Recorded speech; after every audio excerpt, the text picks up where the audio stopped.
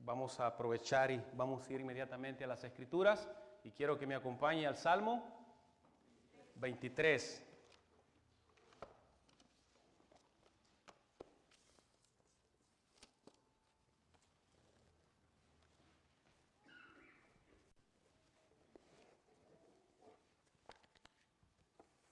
Salmo 23, vamos a leerlo todos juntos. ¿Lo tenemos? Amén. Oramos todos juntos, hermanos, leemos este maravilloso salmo. Y en su letra dice, Salmo 23. Jehová es mi pastor, nada me faltará. En lugares de delicados pastos me hará descansar, junto a aguas de reposo me pastoreará. Confortará mi alma, me guiará por sendas de justicia por amor de su nombre. Aunque ande en valle de sombra de muerte, no temeré mal alguno, porque tú estarás conmigo. Tu vara y tu cayado me infundirán aliento. Aderezas mesa delante de mí en presencia de mis angustiadores. Unges mi cabeza con aceite, mi copa está rebosando. Ciertamente el bien y la misericordia me seguirán todos los días de mi vida, y en la casa de Jehová moraré por largos días. Padre, Señor, nos acercamos una vez más en oración para pedir, Señor, de tu misericordia. Queremos que seas tú el que nos hables en esta tarde. Queremos ser edificados a través de tu palabra, Señor, y que tú, a través de tu Espíritu Santo, Señor, puedas dar esa comprensión y esa reverencia, ese entendimiento, Señor, y que podamos ser nutridos, Señor, con tu palabra, que sea el Espíritu Santo aplicando, Señor, esa palabra en nuestros corazones, porque te lo pedimos en el nombre de Jesús. Amén y amén. Tenga la bondad de sentarse, mi amado hermano. Es un privilegio y una gran responsabilidad poder exponer la palabra del Señor. Aunque no somos muchos en esta tarde, espero que no sea el resultado de saber quién predicaba. Pero mis amados hermanos, es un privilegio verdaderamente, esa palabra es para nosotros. Amén. Así es de que estamos contentos, hemos glorificado al Señor a través de la alabanza y ahora el Señor nos va a hablar. Amén. Porque cuando venimos y escuchamos, decía el pastor Noel, que la cosita que nos entregan, ahí dice que nuestra autoridad es la palabra. Todo lo que hacemos aquí está basado en la autoridad de la palabra. Así es de que por más que los que trabajamos en una enseñanza, en un sermón, estemos pensando qué ideas meter, quedan fuera. Nuestras experiencias quedan fuera también. Amén. Lo que importa es la palabra del Señor. Amén. Así es de que el tema en esta tarde, como está en ese boletín, mis amados hermanos, es Jehová es mi pastor, y obviamente sale del Salmo 23. Amén. Mis amados hermanos, en gran medida, la Biblia es una colección de libros escritos por hombres de origen muy humilde, que escribieron, mis hermanos, bajo la guía del Espíritu de Dios, y gran parte de su terminología y enseñanza está redactada, hermanos, en un idioma rural, en un lenguaje de campo, tratando temas al aire libre y fenómenos naturales. El público al que se dirigieron originalmente estos escritos era en su mayor parte gente muy humilde, gente muy simple, nómadas, familiarizada con la naturaleza y la vivencia al aire libre del campo sobre ellos. Hoy en día, hermanos, este no es el caso. Muchos de los que leen nosotros y estudiamos las Sagradas Escrituras en el siglo XX, venimos o vienen, hermanos, de un entorno muy urbano hecho por el hombre. La gente de la ciudad, especialmente, a menudo no está, hermanos, muy familiarizada con temas con la agricultura, la ganadería, es decir, hermanos, el ganado, los cultivos, la tierra, la fruta o la vida silvestre. Y la verdad es que se pierden, hermanos, en cierta manera, gran parte de la verdad de Dios enseñada en la palabra de Dios, porque no están familiarizados con esos términos. No saben de alguna manera cómo se trabajan y cómo llegan los alimentos hasta nuestra mesa. Amén. Todo lo que tiene que ver con la ganadería, la agricultura, las cosechas, etcétera. El Salmo 23, mis hermanos, es sin duda alguna uno de los pasajes, hermanos, más conocidos dentro del pueblo cristiano. A la par podríamos poner nosotros el Padre Nuestro, muy conocido también. Y este Salmo 23, hermanos, por lo general adorna las paredes de las iglesias y llena los marcos de los hogares cristianos. El Salmo también, este Salmo 23 ha sido el tema, hermanos, de miles y miles de canciones y miles de sermones predicados. El cántico de David, mi amado hermano, también se representa en círculos no religiosos, porque cuando mencionaban que el Salmo, de hecho hay muchas Biblias en hogares hasta cristianos, que las páginas más amarillas y más curtidas es el Salmo 91, amén. Pues también el Salmo 23. Y en círculos no cristianos, usted va a llegar a una casa y lo primero que va a encontrar es ahí, todo lo puedo en Cristo que me fortalece, y el Salmo 23. Ahí aparecen. También, hermanos, aparece en numerosas películas familiares e infantiles y otros medios de entretenimiento, aunque no se recita con frecuencia en toda, hermanos, su totalidad, porque muchos olvidan el valle de sombra de muerte descrito aquí también. Este Salmo 23, hermanos, es el salmo que muchos utilizan o utilizamos para visitar a un enfermo en el hospital, para leerlo en un funeral, para meditarlo en un entierro, hermanos. La mayoría lo utilizan para momentos de dolor, para momentos de crisis, para momentos de enfermedad. Y la verdad es que como pastores o como cristianos, hermanos, cuando nos toca llevar palabras de consuelo, palabras de esperanza, palabras motivacionales, hermanos, sabemos que podemos acudir al Salmo 23. Spurgeon, hermanos, usted lo conoce, era plenamente consciente de la importancia del Salmo 23. De hecho, él lo tenía en gran estima, como lo demuestra, hermanos, el elogio muy especial y generoso que él le hizo a este salmo. Spurgeon decía: de este delicioso canto puede afirmarse que su piedad y su poesía, dice, son inigualables. Su dulzura y su espiritualidad son insuperables. Es lo que él decía. Y en más de una ocasión Spurgeon también, hermanos, se refirió a este Salmo 23 como la perla de los salmos. En el transcurso de la historia, hermanos, de la iglesia, este salmo tiene un lugar prominente dentro de la literatura. Cualquiera, hermanos, que sea la edad, las circunstancias o la situación por la que estemos pasando, este salmo, hermanos, satisface nuestras vidas y da fuerza a nuestras almas. Pertenece a ese grupo de salmos, a ese tipo de salmos donde la confianza en el Señor está, hermanos, por lo más alto. Comienza este salmo y termina de la misma manera agradeciendo y reconociendo la bondad de Dios, su misericordia.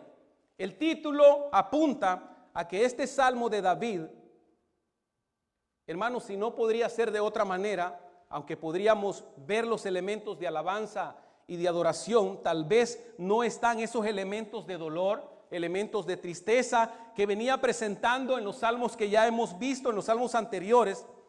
No podemos negar nosotros, hermanos, que las vivencias de David como pastor y como rey están, hermanos, proyectadas en este salmo. Todo lo que él, hermanos, había vivido durante años, todos esos momentos de peligro y cómo fue vindicado y establecido por Dios, hermanos, dan notoriedad a los símbolos que este salmo presenta en su elaboración. Ahora, mis hermanos, aunque este salmo sea el más conocido, el más citado y más mencionado en la Biblia, como hemos dicho ya, y curiosamente, hermanos, y uno dice curiosamente, pero la verdad es que entendemos, hermanos, de que es una obra de la providencia de Dios, porque no tenemos el orden exacto en que se compusieron los salmos. Solo sabemos que los judíos organizaron, hermanos, el orden de lo que hoy llamamos Antiguo Testamento, incluyendo los salmos.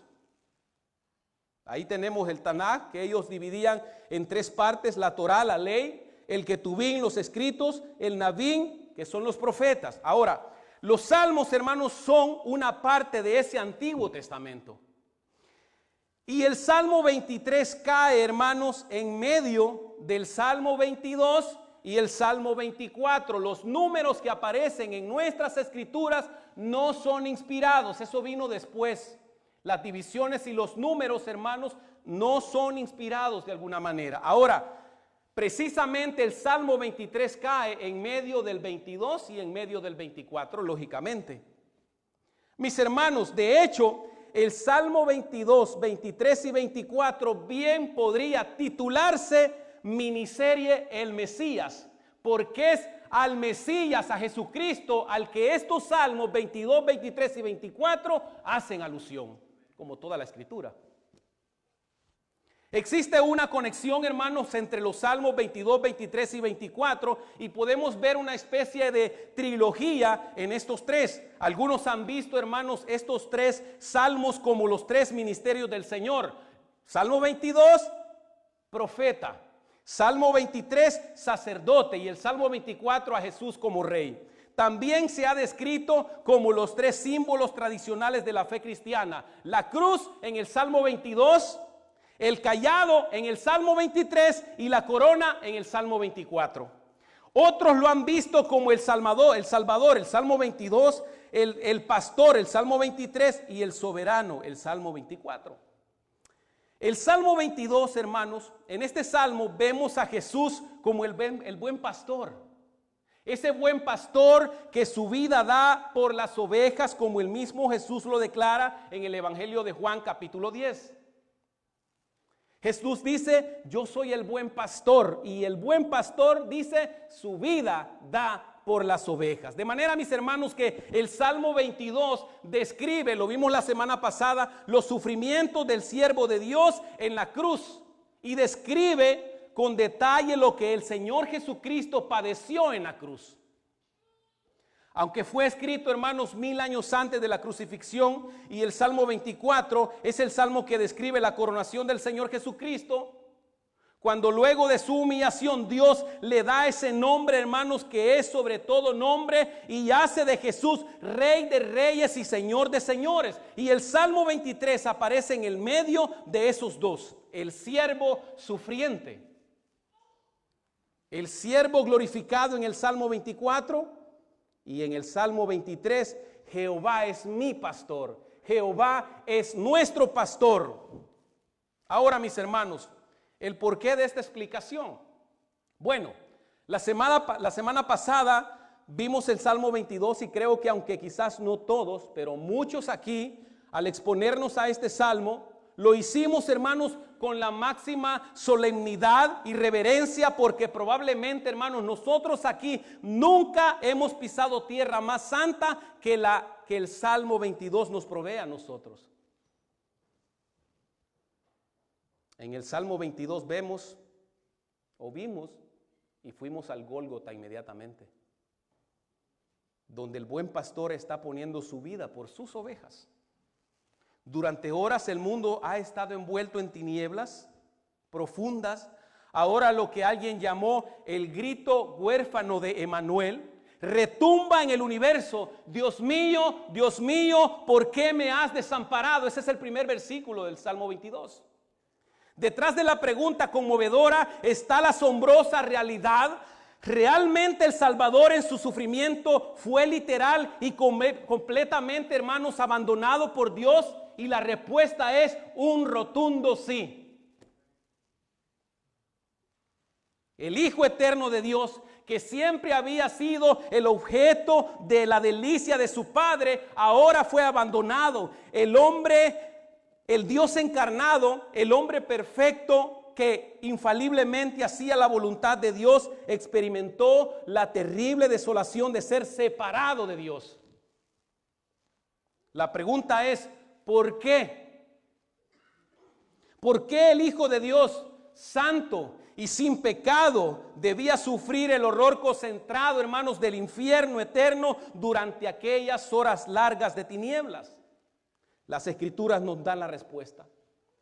Primero, Dios es santo y justo, y eso significa que Él tiene que castigar el pecado donde quiera que Él lo encuentre.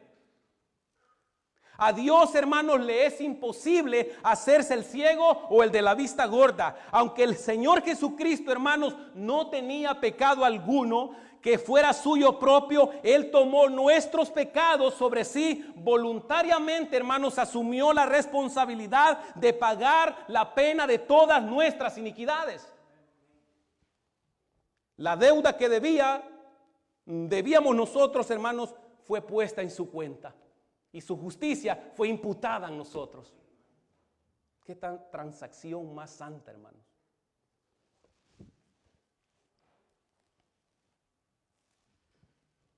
Y Él voluntariamente respondió por todo ello. Pero ahora, ¿qué puede hacer Dios? Hermanos, todos sus atributos justos demandan que el pecado sea castigado. Pero aquí, hermanos, mira abajo y ve a su Hijo unigénito llevando los pecados de los demás.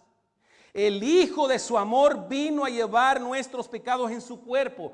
¿Qué hará Dios, hermanos, cuando vea nuestros pecados puestos sobre su propio Hijo amado?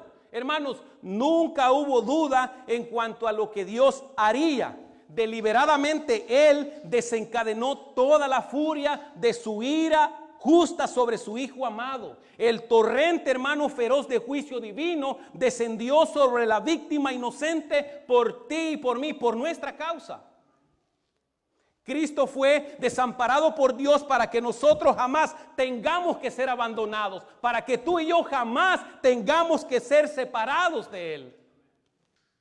De este modo, hermanos, cuando leemos de los muy profundos sufrimientos de Cristo, siempre lo debemos hacer reconociendo de corazón que Él, hermanos, lo sufrió todo por nosotros. Debemos puntuar cada oración con las palabras: por mí, hermanos, Él fue desamparado por nosotros. Cuando le escuchamos clamar: ¿por qué estás tan lejos de mi salvación? En el versículo 1 del Salmo 22. Él dice: ¿por qué estás tan lejos de mi salvación y de las palabras de mi clamor? Dice nuestro Señor Jesucristo. Sabemos que fue por nosotros. Y fue por nosotros que los cielos guardaron silencio delante suyo día y noche. Mis hermanos, te lo explico de una manera más sencilla. Si Jesús no hubiera vivido y experimentado el Salmo 22 que vimos el domingo pasado, escucha bien, nosotros no pudiéramos vivir ni experimentar el Salmo 23. No podríamos, hermanos. No puede haber el cuidado del pastor si no hubo un sacrificio en la cruz. De manera que este salmo está muy bien ubicado por el Espíritu Santo, hermanos. Dios quería que ese salmo quedara ahí, en medio del 22 y el 24. Si Jesús no hubiera sufrido lo que Él sufrió, hermanos, lo que sufrió por nosotros, tú y yo no tuviéramos la posibilidad hoy por hoy de disfrutar y experimentar lo que estamos a punto de leer o lo que ya leímos. Jehová es mi pastor. Yo sé que muchos aquí lo conocen de memoria.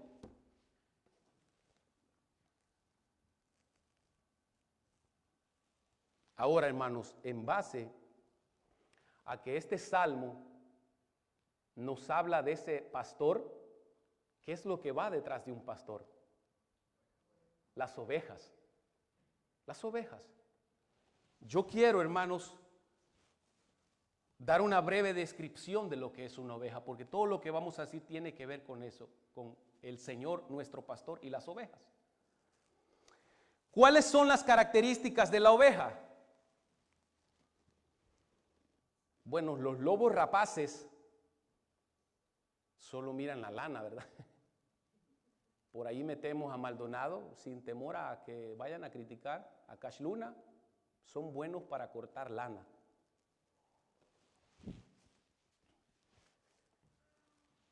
Espero que nadie se haya sentido ofendido por eso acá.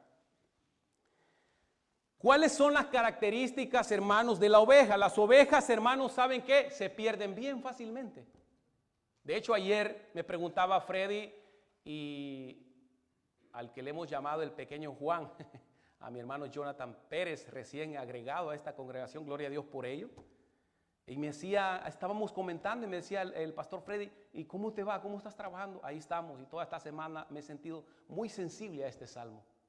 De hecho, cuando me tocó predicarlo, el pastor me dijo, el pastor Noel, ¿qué salmo el que le tocó, siervo? Bueno, yo nunca lo había predicado, pero él hacía una mención y me decía algo muy cierto. Brother, ¿te has fijado de que ya sea en los deportes, no hay equipos que lleven las 11 ovejas? No hay nada de eso. Tal vez los tiburones o los tigres del FAS allá en el Santa Ana, El Salvador, o las águilas allá en San Miguel. Por supuesto son mejores los del FAS, ¿verdad? Mis amados hermanos, no hay, nadie se ve de esa manera. Amén. Hermanos, la oveja se pierde fácilmente. Las ovejas no ven más allá de 2 a 5 metros. Amén. Son semiciegas. Cualquier otro animal, hermanos, posee mecanismos de muy buena defensa. Algunos tienen caparazones, como la tortuga. El armadillo también tiene un caparazón. Incluso hay algunos que tienen púas y espinas, como el puercoespín. Algunos animales poseen mecanismos de defensa como un buen oído. Hermanos, una buena visión, velocidad, y son fieros e inteligentes, pero las ovejas no.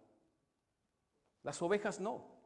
La oveja, hermanos, además carecen de todo sentido de orientación. Son incapaces de trazar un camino derecho, y si no fuera por su pastor, hermanos, jamás llegarían a un lugar en concreto. Se perderían y morirían en el trayecto.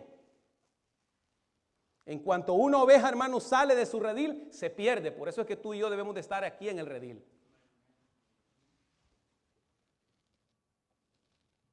Sin pastor, una oveja de 4 patas, hermanos, no puede vivir. Son totalmente dependientes e indefensas. No tienen ni colmillos, hermanos. Son demasiado asustadizas también.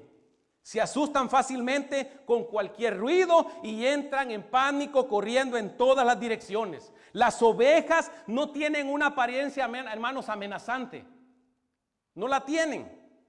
Ningún depredador, hermanos, se siente amenazado por sus berridos. Al contrario, al escuchar sus berridos, hermanos, lo que les alienta es el apetito. Aquí hay comida, dicen. No, la oveja no produce miedo.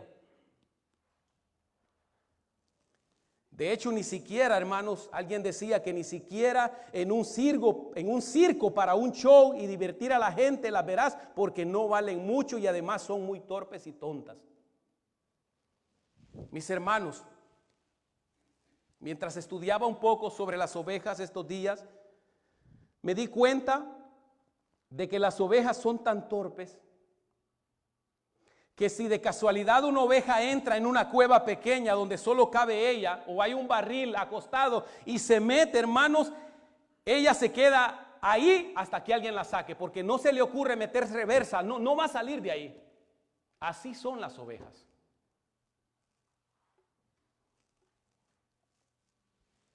Y mis hermanos, es un animal totalmente dependiente de su pastor.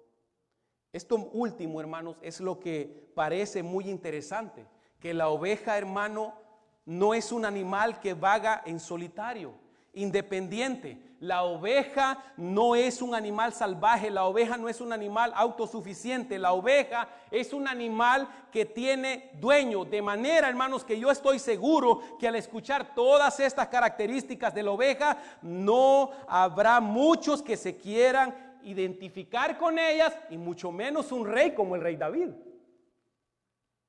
A muchos de nosotros nos gustaría que Dios nos llamara los leones, pero nos llama ovejas. Y así como ovejas a veces nos transformamos. Imagínense si Dios nos llamara leones. Sin embargo, un rey, David, ¿cómo dice él, hermanos?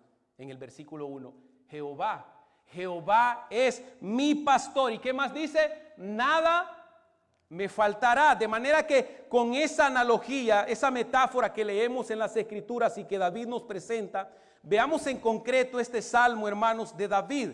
Mis hermanos, El Señor, si el Señor nos permite, veremos este sermón bajo 3 encabezados, como usted tiene ahí en su boletín. En primer lugar, el Salmo nos presenta la oveja y el pastor, versículos 1 al 3. En segundo lugar, el viajero y el compañero, versículo 4. Y en tercer lugar, veremos el huésped y el anfitrión, versículos 5 y 6. Veamos en primer lugar la oveja y el pastor.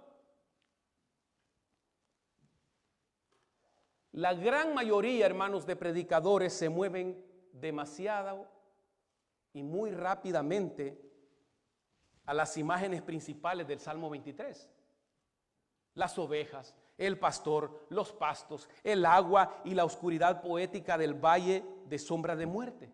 Se mueven rápidamente por los puntos que se desprenden de manera muy sencilla, y digo sencilla no porque no sean importantes, sino porque ya desde el principio del versículo 1 vemos, hermanos, las promesas que Dios hace a sus hijos. Desde el verso 1, el Dios, nosotros lo vemos como el Dios de nuestra provisión. Nada me faltará. En el verso 2 nos ofrece descanso. En el verso 3 nos ofrece confort, guianza, nos brinda protección, etcétera, etcétera. Pero pocas veces, hermanos, muchos exponentes, predicadores, pocas veces se detienen en la importancia de la identidad del pastor. ¿Quién es él? ¿Y cuál es la identidad de ese pastor? Esa interrogante, hermanos, debe llevarnos a pensar en lo más importante que es y por qué no podemos movernos rápidamente sin detenernos ante la extraordinaria, impresionante hermosura de la frase inicial del verso 1 en su primera parte. Solamente son 4 frases. Jehová es mi pastor. En mi opinión, hermanos, su aspecto más asombroso se pasa por alto en casi todo el pueblo cristiano. Parece que, hermanos, nuestros ojos y nuestra sensibilidad espiritual están de una manera entrenados para ser atraídos más a la imagen pastoral de lo que Dios hace al pastorearnos, que es la simple verdad de quién es Él, quién es el que nos está pastoreando. Pero la identidad del pastor no es poca cosa, mis hermanos. Podemos decir que todo el Salmo está escrita con letras de neón que brillan. Pero cuando dice, hermanos, Jehová es mi pastor, esa frase brilla de una manera más intensa, más extraordinaria, como el mismo sol. Jehová es mi pastor. Él es Jehová. De todas las hermosas palabras del Salmo, lo que David está afirmando con esta primera palabra es lo más asombroso, hermano. Una cosa es tener un pastor, eso es maravilloso, pero hermanos, todo el mundo tiene un pastor. Todo el mundo tiene pastores. El hecho es que todos somos seguidores arrastrados por una corriente de circunstancias, experiencias, ideas y personas. Incluso, hermano, nuestros mejores intentos de nadar contra la corriente son extrañamente conformistas. Cada uno de nosotros está siguiendo algo o a alguien en todo tiempo. Dependemos de alguien o algo más que de nosotros mismos para mantenernos a salvo y protegernos y para brindarnos el consuelo que necesitamos para enfrentar la vida sin temor. Sin embargo, que se nos diga aquí, hermanos, que es Jehová quien nos pastorea, debería de tenernos en seco a nosotros. Debería de llevarnos a frenar inmediatamente, como dice el escritor Philip Keller. Dice él, nuestra visión de Él es a menudo demasiado pequeña, de Él, de Jehová, de Dios. Es demasiado pequeña, demasiado estrecha, demasiado provinciana, demasiado humana. Hermanos, al pasar tan rápidamente por alto la importancia del nombre del pastor en el versículo 1, perdemos la belleza más profunda del versículo de 2 maneras. Atenuamos, o decir opacamos, hermanos, el esplendor de lo que significa para este ser, increíblemente, un pastor, y perdemos el encanto de lo que significa para él ser nuestro pastor. En algunas versiones, el versículo 1 dice Señor, Adonai. El rey David llama aquí a Dios por su nombre personal. En hebreo consta, hermanos, de 4 letras, conocida como el tetragramatón. Y en español se escribe como Jehová o Yahweh. Este, hermanos, es el nombre de pacto de Dios. El nombre que Dios le dijo a Moisés inmediatamente después del dramático encuentro con él en la zarza ardiente, hermanos. Moisés le preguntó a Dios qué debía decir al pueblo de Israel si le preguntaban por el nombre del Dios que lo había enviado a ellos. Y respondió Dios a Moisés, dice Éxodo 3:13, yo soy el que soy. Y dijo, así dirás a los hijos de Israel, yo soy, me envió a vosotros. Esa es la identidad del pastor que nosotros tenemos aquí, hermano. Esa inusual presentación de Dios, tanto en imagen, es decir, una zarza ardiente que no se consumía, como en palabras, yo soy el que soy, significa varias cosas importantes para nosotros.